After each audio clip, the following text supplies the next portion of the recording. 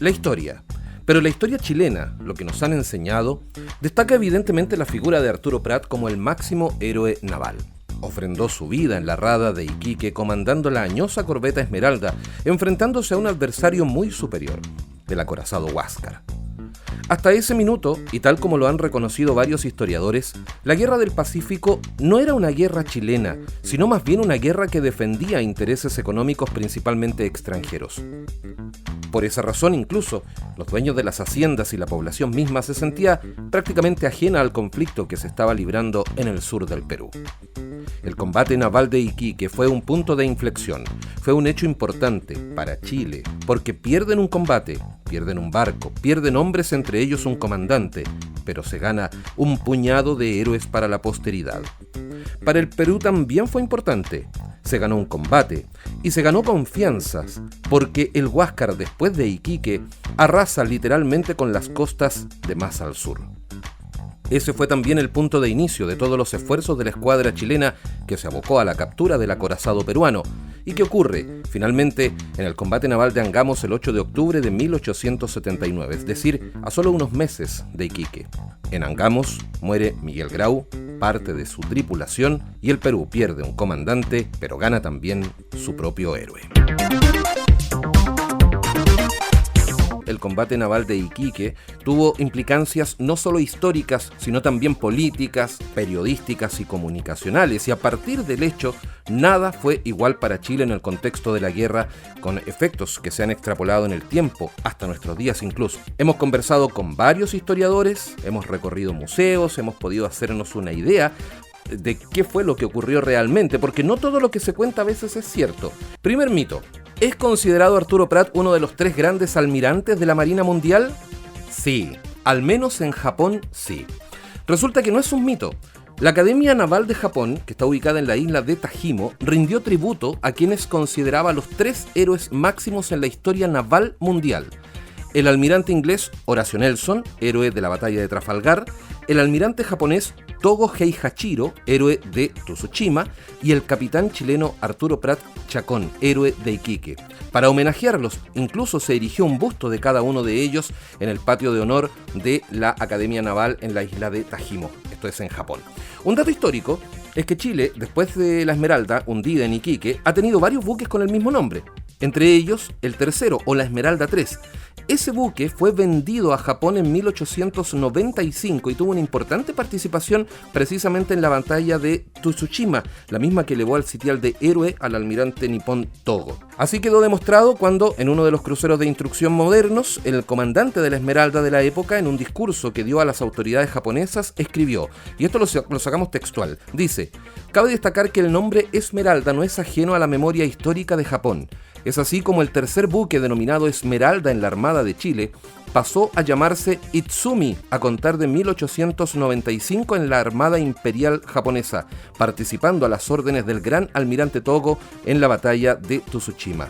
A lo anterior se suma este hito que muestra el respeto y amistad entre nuestros países. Este lo constituye la presencia a contar de 1966 de un busto de nuestro héroe nacional, comandante Arturo Prat Chacón, en la Escuela Naval Japonesa, formando parte de una trilogía de insignes marinos junto al almirante Togo y al almirante Nelson». Esas fueron las palabras que dio el comandante de la Esmeralda en uno de los cruceros de instrucción cuando arribó a las costas japonesas. Así es que sí, Arturo Prat es considerado, al menos en Japón, como uno de los grandes marinos de la historia mundial, y no es un mito que exista un homenaje para él en la Academia Naval nipona.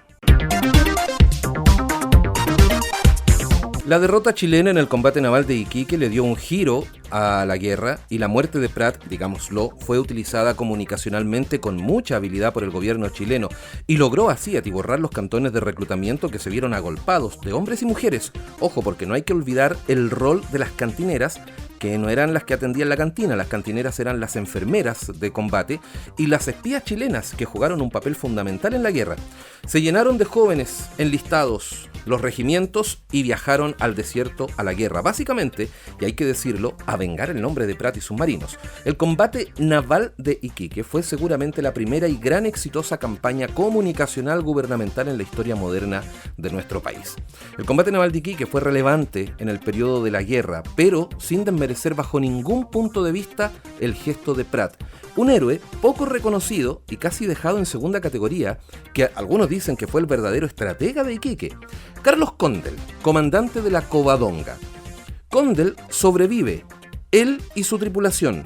Condel logra hacer encallar a la Independencia en los bancos de Punta Gruesa, se devuelve y bombardea al acorazado peruano, lo que daba cuenta de que tenía un profundo conocimiento de dónde estaba y la habilidad que tenía como marino para leer e interpretar las cartas de navegación de la época, que claramente no eran las mejores. Y todo esto lo hizo bajo el fuego de cañones enemigos. Incluso fue tanto el daño que le causó a la Independencia que obliga a los peruanos a quemar el buque, una práctica habitual en todo caso en materia de combates navales. Los descendientes de Carlos Condel han tenido una cercana relación con el Valle de la Concagua. Hasta hace algunos años, varios años en realidad, en la comuna de Yayay existió una empresa de transportes llamada El Rancho 7. Además tenían un criadero de perros colis. Bueno, esa empresa era de uno de los descendientes de Carlos Condel. Todo lo que hemos analizado hasta ahora es lo que dicen nuestros propios libros de historia, pero aprovechando claramente que nuestro equipo, ustedes ya lo saben, tenemos la producción en general de un tremendo historiador peruano y periodista, don Bruno Gutiérrez Torero, la tecnología nos permite conversar con él a la distancia y con altura de miras y para que conozcamos, por decirlo de alguna manera, la versión que se enseña en ese país del combate naval de Iquique. Para introducir la entrevista quiero contar una infidencia. Con Bruno nos conocemos hace muchos años, más de 10 años, quizás más. Somos amigos y los dos somos además amantes de la historia. Ambos periodistas, en fin, gente de radio, pero somos muy amantes de la historia. En uno de sus viajes a Chile, viajamos juntos a Talcahuano. Para ambos, esta era la primera vez que íbamos a visitar el Huáscar. Yo con mi mirada chilena, claramente, y él con su mirada peruana. Hay una placa que se encuentra en la cubierta del acorazado que dice algo así como «Visitante, descúbrete», ante el altar de los héroes que escribieron con su sangre las páginas más bellas de la historia naval de Chile y Perú. Bruno, ¿cómo estás? Un abrazo a la distancia. Cuéntanos, ¿compartes este análisis respecto al combate naval de Iquique, el triunfo de Grau y por ende la muerte de Prat? ¿Crees tú que pusieron este punto de inflexión en el desarrollo de la guerra? ¿Qué tal, Pancho? ¿Cómo estás? Como siempre es un placer para mí poder compartir contigo este par de cosas que nos apasionan tanto como son la radio y la historia. Bueno, en realidad el combate naval de Iquique y sus resultados hicieron o lograron levantar el ánimo y el concepto de patriotismo en Chile. No olvidemos que algún tiempo antes la captura del Rímac había producido en Chile toda una crisis. Los medios pedían a gritos la renuncia del presidente Pinto y el general Urrutia, ministro de guerra, tuvo problemas al ingresar al Senado. Por otro lado, es indudable que este combate, la ventaja estaba del lado peruano, pero el Esmeralda no era un barco añoso, como dices, era un barco fuerte, muy bien armado, como se ha demostrado con los daños que produjo en algún momento, y contaba con una tripulación muy aguerrida y mejor ejercitada para las maniobras que el Huáscar. Por otro lado, hay algo que aquí hay que decir. Grau no acude al lugar donde se lleva a cabo el combate de la independencia con la Covadonga por haber recogido hasta el último de los sobrevivientes de la Esmeralda. Sabemos todos que más adelante, honrando la memoria de Prat, Grau escribe una carta a su viuda y bueno, todos los hechos son por todos conocidos. Lo cierto es que Grau intentó perseguir a la Covadonga, pero la oscuridad del día lo hizo desistir de su empresa y finalmente regresó, salvó a los pocos náufragos peruanos que aún existían en el barco y dio la orden de incendiarlo porque era un procedimiento de guerra lógico y habitual para ese entonces. Luego hubo una serie de hechos que probablemente no fueron muy difundidos en Chile. Al comandante de la Independencia, Amore, se le abrió un juicio en Arica, pero hubo una serie de irregularidades que quisieron que eso quedara prácticamente en el olvido.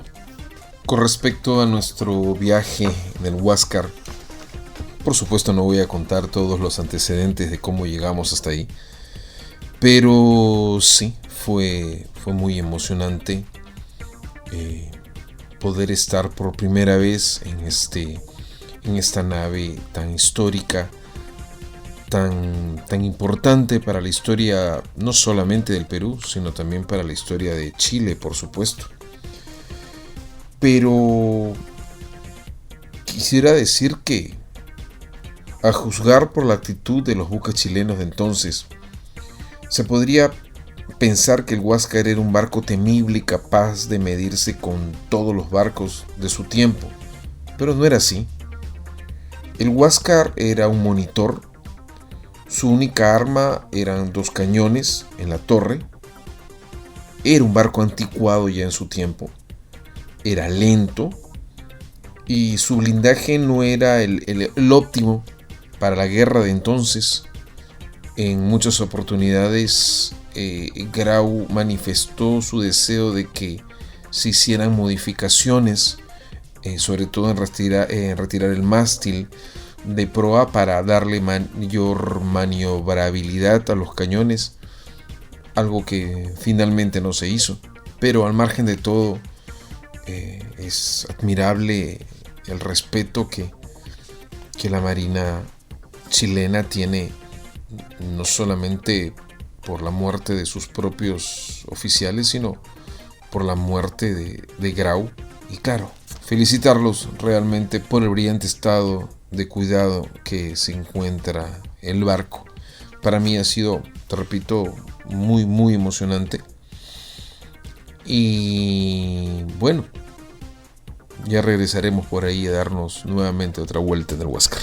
¿Cómo se enseña este episodio en particular de la Guerra del Pacífico en el Perú, Bruno? Es evidente que destacan la figura de Grau como el caballero de los mares que fue, pero ¿qué tan en profundidad lo ven en las materias de educación histórica? ¿Está Miguel Grau, por ejemplo, elevado al nivel de héroe que en Chile tiene Arturo Prat? Sí, sin duda Grau es reconocido en el Perú como el héroe máximo de la Guerra del Pacífico, en el mismo nivel que Francisco Bolognesi tras los resultados de la batalla de Arica. Y las enseñanzas en los colegios de estos sucesos son casi exactamente los mismos de los cuales he venido conversando contigo en este rato. Inclusive se pone siempre en relieve una frase de Jacinto López en su historia de la Guerra del Salitre, donde dice que el Huáscar es la maravilla de la Guerra del Pacífico. Sin él, en realidad, no habría habido campaña naval. La guerra en el mar terminó cuando él sucumbió. La guerra naval tuvo decoro, dignidad, brillo, grandeza por el Huáscar, porque el Huáscar era Grau. La historia de la guerra naval comienza con el bloqueo de Iquique y concluye en Angamos. Acontecimientos decisivos y culminantes de esta campaña, que si bien es cierto tuvo momentos de duda y de horror, como las crueldades de Rebolledo, jefe de la escuadra chilena, también tuvo maravillosas escenas de honor como las de Arturo Prat y Miguel Grau. Estamos conversando con Bruno Gutiérrez Torero, nuestro gran amigo y además parte del equipo del Nada es Igual, historiador, desde el Perú, él está en Lima, en realidad más al norte de Lima, en el puerto de Huacho, que se llama. El puerto de Huacho es un puerto histórico, además, porque fue ahí donde desembarca la primera escuadra nacional, o la escuadra chilena, o la escuadra libertadora, en realidad, para poder generar el inicio de la libertad y la independencia del Perú. Bueno, Bruno, según recoge la historia de ambos países, en 1866, para ser exactos, el 7 de febrero, es decir, mucho antes del combate naval de Iquique, se produce el combate de Aptao, en el sur de Chile, en las cercanías de Chiloé. Ese combate se enmarca dentro de la guerra contra España, que pretendía recuperar vía marítima las que habían sido las colonias españolas. Bueno, ese día en particular, el 7 de febrero de 1866, tuvo una extraña coincidencia, porque en el combate naval de Aptao lucharon por el mismo bando, es decir, en contra de los españoles, dos jóvenes oficiales chilenos, Arturo Prat y Carlos Condel, quienes años después se iban a convertir en los encargados de comandar la Esmeralda y la Covadonga en Iquique. Pero escuche bien, ese día estaban también dos jóvenes oficiales peruanos, Miguel Grau, a bordo del buque La Unión, y Juan Guillermo Mor, a bordo de el Apurímac. Bueno, y ya todos sabemos que Grau comandó el Huáscar y Mor la Independencia en Iquique en 1879. Bruno, esta cercanía entre Grau y Prat, entre Condel y Mor, hace mucho más potente lo ocurrido en el combate naval de Iquique, sobre todo por este gesto que tuvo Grau de enviarle una protocolar carta a la viuda de Prat, a Carmela Carvajal, junto a las pertenencias del héroe chileno. De hecho, no olvidemos que Carmela Carvajal incluso está ahí, la carta que ella le devuelve con palabras muy sentidas, agradeciendo y reconociendo esta caballerosidad que a la postre reconocen a Grau como el caballero de los mares, ¿no? Bueno, indudablemente Grau y Prat deben haber coincidido en varios momentos de orden militar en los días previos a Aptao y en la época en que en 1866 una escuadra española a mando de Castro Méndez Núñez pretendió tomar posesión de los puertos que en algún momento fueron dominio español. Se hizo una alianza entre los países comprometidos y amenazados que fueron Chile, Perú y Bolivia, aunque Bolivia no tuvo casi ninguna participación. La peor parte la llevó Valparaíso porque fue bombardeada en ese infame 31 de marzo de 1866, donde tenemos que recordar que el puerto fue prácticamente destruido. Yo particularmente no he encontrado documentos que me puedan llevar a afirmar de que entre ambos había una amistad frontal. Se conocían, se sabían indudablemente, y esto debe haber sumado en aquella famosa carta a la viuda de don Arturo Prat.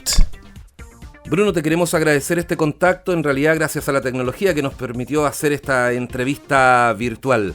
Gracias.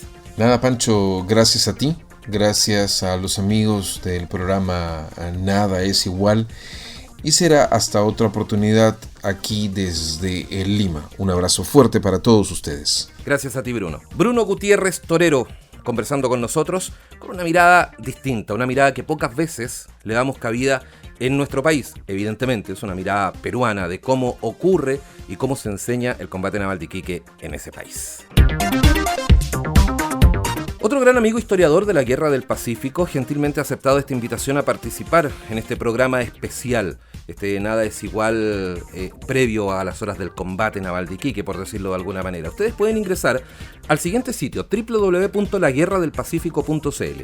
Allí van a encontrar, sin duda, el mayor referente documental del conflicto. Hay partes de guerra, cartas, hay una infinidad de material muy, muy interesante y que lamentablemente no está en todos los libros de historia. Mauricio Pelayo está con nosotros también gracias a la tecnología que nos permite conversar de esta manera. Mauricio ha escrito un sinnúmero de libros, de hecho incluso ha asesorado al Museo de Historia Militar para ahondar en estos temas. Mauricio, gracias por esta entrevista y bueno, como estamos en Aconcagua, queremos saber de tu investigación histórica. ¿Podemos, por ejemplo, reconocer a los marinos que participaron del combate naval de Iquique y que tuvieron alguna relación con la gesta de 1879? Porque, por ejemplo, sabemos que el cocinero de la Esmeralda era de los Andes y que uno de los sobrevivientes, Nicanor Navas, si bien era de Santiago, decidió radicarse en los Andes también y muere en esta ciudad y es enterrado además en el cementerio andino. Y pocos lo saben esto. La verdad que Aconcagua es una tierra importante de héroes, especialmente en los combates de Punta Gruesa y Iquique. Solamente en la Esmeralda tenemos a Arsenio Canave, que nació en los Andes, José Manuel Ramírez en Pocuro, también en la región de los Andes, y Guillermo Cerey. José Manuel Ramírez era carbonero, Guillermo Cerey cocinero, y Arsenio Canave, como deberíamos saber un poquito más, porque él, como el más conocido, era un soldado de artillería marina. Los tres mueren en el combate naval de Iquique. También tenemos por los San Felipe a José Mercedes Muñoz, también soldado de la artillería marina, que fue el único de los de esa tierra que sobrevivió y que era natural de Colmo, de una localidad por ahí cerca. Y José Vicente Vergara, también de artillería marina, también muerto en el combate. De la Covadonga tenemos 3 sobrevivientes, obviamente, que son Ahumada, Gorigoitía y Leiva. El primero artillero marina y los 2 últimos grumetes de la Covadonga. Mauricio, hemos estado conversando en este programa especial sobre el combate naval de Iquique y hemos planteado que hasta ese hecho, hasta el combate mismo, la guerra se sentía bastante lejana para el resto de los chilenos. Sin embargo, a partir del combate y de la muerte de Prat, pareciera que se generó un punto de inflexión, algo así como esas ansias de quizás vengar la muerte de Prat y sus hombres. Y en este contexto, fue sin duda tremendamente importante la estrategia comunicacional que hace el gobierno de la época para enaltecer la gesta de Iquique y generar este mayor interés en los jóvenes, principalmente para que se enlistaran, ¿no? Bueno, de que fue importante, fue la verdad trascendental lo que ocurrió en el combate naval de Iquique y lo que hizo Prat de morir por la patria sabiendo que existían 2 caminos: el matarse o morir por la patria, como lo acabo de decir, sabiendo que podía crear un impacto importante en un país apagado y lejano y distante de una guerra, o que nada ocurriese, que sus comandantes, que sus soldados, que sus tripulantes no cumplieran con lo que él les había encargado y que fuera una derrota dura para Chile, que nos llevara a la caída de, se puede decir, el ministerio y del mismo presidente Aníbal Pinto.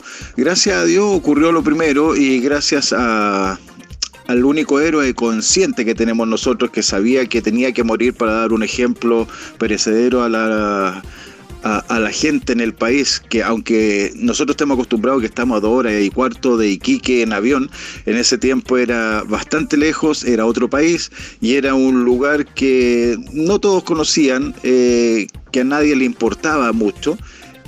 Una guerra que realmente no había tenido nada de interesante hasta el momento, y por eso lo que hace Prat, lo que hace Condell, es lo que hace de una u otra forma plasmar un resultado a futuro de un triunfo para las tropas chilenas. Mauricio, tú tienes, además de tu trabajo como historiador, una interesante propuesta con el eslogan Los Héroes Olvidados, que es una agrupación que busca darle la relevancia que se merecen a aquellos héroes de la guerra que no son los conocidos, sino esos que incluso murieron y descansan hoy por hoy casi en el olvido. ¿Cuál puede ser el llamado que se le podría hacer a las autoridades? Porque te aseguro que incluso nuestras municipalidades, sabemos que muchos de los alcaldes, concejales, en fin, escuchan nuestro programa, te aseguro que no tenían idea de los nombres que nos has entregado, salvo algunas excepciones, claramente.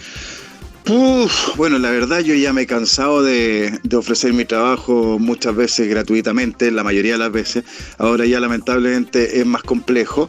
A cada una de las municipalidades de todo Chile, en los cuales yo ofrecía los nombres y la unidad en que participaron cada uno de los nacidos en cada localidad. Y la verdad que ni siquiera me contestaban los mails de las municipalidades, los encargados de cultura o los alcaldes a los mails que están normalmente en las en la página web de cada lugar. Yo tengo una base de datos de alrededor de 83.000 veteranos de la Guerra del Pacífico, la mayoría de dónde nacieron, la mayoría dónde murieron y la totalidad de en qué batallones estuvo y en qué batallas participó. Y bueno, mi idea y mi sueño era algún día que en cada pueblo de Chile existiera un memorial con los nombres de quienes nacieron ahí y defendieron a la patria tan dignamente, para el regocijo de su misma comunidad, y algo importante que es crear la identidad en cada lugar, porque mal que mal, si un veterano del 79 peleó por Chile y nació en los Andes, como por ejemplo, es un pariente, es un coterráneo, es un héroe de la comuna, y normalmente los apellidos se repiten hasta el día de hoy, entonces es parte de la identidad propia de cada pueblo y cada ciudad de Chile. Lamentablemente nunca se me ha pescado mucho en eso. La gente piensa que porque es gratis es malo, o si uno cobra que porque cobro. Entonces al final ya uno ya se ha cansado. Llevo 20 años recopilando una gran base de datos con información, y solamente se han hecho 2 memoriales en Chile, que es San Carlos de Ñuble, que plasmó los 252 nombres de sus veteranos que yo tenía hasta ese momento, aunque han salido más ahora últimamente, y los 9 soldados de la localidad de Barraza, cerca de La Serena, que también aceptaron mi información con muchas ganas. Lamentablemente somos un país que olvida muy pronto y que no le da la importancia a cada uno de quienes defendieron a la patria en cualquier época de nuestra historia. Mauricio, finalmente no puedo dejar de preguntar por tu nuevo libro, que recoge precisamente con documentos y con el respaldo documental histórico los nombres de todos los muertos de la Guerra del Pacífico. Muertos en combate, los que murieron suicidados, los que murieron asesinados, los que murieron producto de las heridas de la guerra. Cuéntanos un poco de este trabajo y dónde se puede adquirir y cuándo ya estará disponible. Bueno, mi libro se llama Los que no volvieron, los muertos en la Guerra del Pacífico, y es una investigación súper larga y súper interesante sobre los muertos de la Guerra del Pacífico.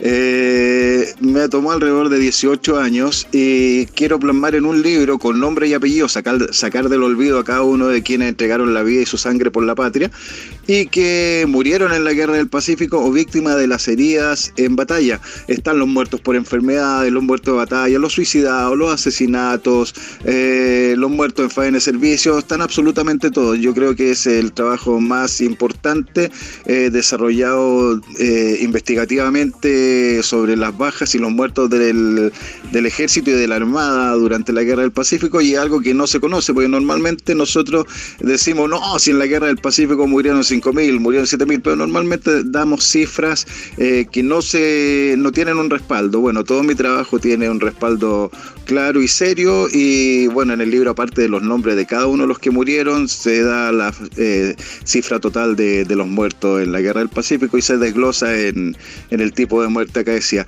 El libro va a estar en librerías de todo Chile. Y también se puede comprar directamente a la rileeditores.cl, que es la editorial que lo sacó a disposición de todo el mundo. Mauricio, muchas gracias por tu aporte a este humilde homenaje que estamos haciendo sobre el combate naval de Iquique. Muchas gracias, Francisco, por dejarme participar en esta conmemoración del 21 de mayo, a 140 años de la Guerra del Pacífico, y a no olvidar que un hombre solo muere cuando se le olvida, y ese es el lema que hace que mi trabajo siga día a día tratando de mejorar cada día un poco más. Gracias. Un abrazo. Ahí estaba conversando con nosotros en este programa especial del 21 de mayo, pero con una mirada concagüina, como es la tónica de nuestro programa, Mauricio Pelayo, historiador de la Guerra del Pacífico, entregándonos datos interesantísimos respecto a este combate. Estuvimos conversando con Bruno Gutiérrez Torero, historiador peruano, para conocer la visión del Perú respecto al combate naval de Iquique. Estuvimos también conversando hace algunos minutos con Mauricio Pelayo, historiador chileno de la Guerra del Pacífico.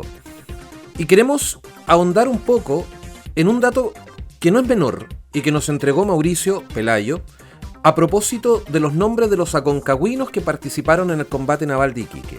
Entre ellos, Arsenio Canave Merino. Resulta que siempre se ha mencionado, según varios historiadores, que Arturo Prat, al llamar al abordaje, fue escuchado por el sargento Juan de Dios Aldea, Pero además con ellos saltó un marinero que se le conoce como el marino desconocido. Sin embargo, después de varias indagaciones, se ha logrado establecer que ese marino desconocido en realidad era o fue Arsenio Canave. El académico e historiador Sebastiano Milesi relata que el nombre del padre de Arsenio Canave se desconoce, pero su madre se llamaba Concepción Merino. Eran naturales de los Andes. Arsenio era su hijo, lo que permite establecer que estaba casada. Arsenio Canave, tal como otros tantos chilenos, trabajaba en Antofagasta en el momento de la reivindicación por las fuerzas chilenas a fines de febrero de 1879, relata este historiador Sebastiano Milesi. Fue uno de los primeros voluntarios reservistas en ser reclutado por la Artillería de Marina, que es el inicio, el origen de la Infantería de Marina. Canave figura en la nómina oficial de la tercera compañía del primer batallón del Regimiento de Artillería de Marina. Su nombre aparece con una anotación al margen que indica su condición de embarcado en la corbeta Esmeralda. Entre los primeros testimonios que hay relacionados con el combate naval de Iquique, se encuentran las cartas que algunos oficiales enviaron mientras estaban como prisioneros de guerra en ese puerto. En estas primeras cartas coinciden que en el primer abordaje saltaron Prat y Aldea. Posteriormente se dio a conocer el diario del guardiamarina Segers, en el que manifiesta que un soldado de la Guardia de Bandera también saltó junto a Prat y Aldea. En el parte oficial que el subteniente Hurtado envió con fecha 8 de abril de 1880, señala que a Arturo Prat le secundaron solo el sargento de la guarnición Juan de Dios Aldea y un soldado, pues el resto de la gente que se lanzó en su seguimiento solo llegó cuando el enemigo, el Huáscar, se había retirado a una distancia en que ya era imposible el abordaje. Eso es textual, lo que dice el guardia marina Segers en su diario. En el folio 64 de la bitácora del Huáscar está registrada la muerte de Canave a bordo del blindado, luego del abordaje del capitán Prat, pero está bajo el nombre de Atanasio Canove. En otro documento peruano figura fallecido, también a bordo del monitor Huáscar, pero bajo el nombre de Antonio Canove. Posteriormente, en un artículo escrito por el periodista Eloy Caviedes en el diario El Mercurio de Valparaíso, con fecha 18 de mayo de 1888, señala que tras varias entrevistas a los sobrevivientes de la Esmeralda, se puede asegurar que ese soldado artillero, infante de marina, que saltó al abordaje con Arturo Prat y el sargento Aldea, era efectivamente el soldado andino Arsenio Canaves. En un trabajo escrito por Ismael Fajardo Reyes en 1936, escribe que tras entrevistarse con el subteniente Antonio Hurtado, este le aseguró que Canave fue el marino desconocido que saltó al abordaje del Huáscar. Los restos de Arsenio Canave, este andino, fueron sepultados en una fosa común del cementerio de Iquique. En la actualidad, en el cementerio general número 1 de ese puerto, hay un monolito donde aparece su nombre junto a los otros tripulantes que fallecieron en esa ciudad. ¿Cuál fue la historia entonces de este andino que participó del combate naval de Iquique?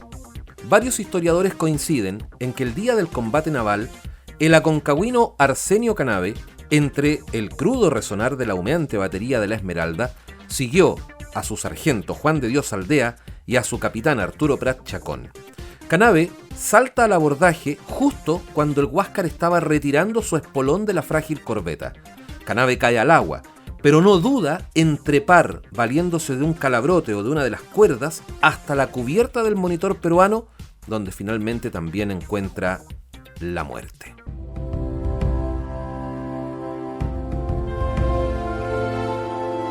Estuvimos muchas horas investigando, haciendo contactos, buscando información, contrastando fuentes para tener una visión lo más objetiva posible de lo que ocurrió aquel 21 de mayo de 1879 en la rada de Iquique, enfocándonos en los marinos de Aconcagua, los que sobrevivieron y los que murieron. No ha sido bajo ningún punto de vista la intención de nuestro equipo la de arrogarnos la verdad absoluta. Solo expusimos los resultados de un trabajo periodístico y lo llevamos al formato reportaje radial. Inmortales. Así son, inmortales.